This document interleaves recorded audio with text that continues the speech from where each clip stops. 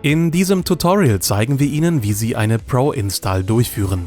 Dazu benötigen Sie nichts weiter als Installationsgel, den Pro-Squeegee, eine Installationsmatte und ein Mikrofasertuch. Im ersten Schritt reinigen Sie das Gerät von Staub und Schmutz. Verwenden Sie dazu so viel Installationsgel wie nötig und wischen Sie den Bildschirm mit dem Tuch vollkommen sauber.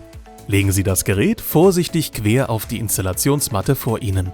Bevor Sie die Folie von Ihrem Trägermaterial lösen, feuchten Sie Ihre Finger leicht mit dem Installationsgel an. Dadurch wird verhindert, dass Fingerabdrücke zurückbleiben oder die Klebeseite der Folie verschmutzt wird. Lösen Sie die Folie an einer Ecke vom Trägermaterial und ziehen Sie sie ab. Sprühen Sie mit der Klebeseite nach oben gleichmäßig Installationsgel auf die gesamte Folienfläche. Drehen Sie die Folie mit beiden Händen um und legen Sie sie vorsichtig und so mittig wie möglich auf dem Bildschirm des Geräts. Nun können Sie kleinere Positionsanpassungen vornehmen, indem Sie die Folie leicht mit den Fingern verschieben. Ausschnitte und Ränder helfen bei der korrekten Ausrichtung.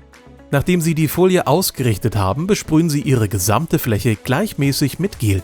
Nun nehmen Sie den Pro-Squeegee wie gezeigt zur Hand und drücken die rote Kante am oberen Ende des Gerätes fest an. Dann ziehen Sie ihn mit gleichbleibendem Druck über den Bildschirm.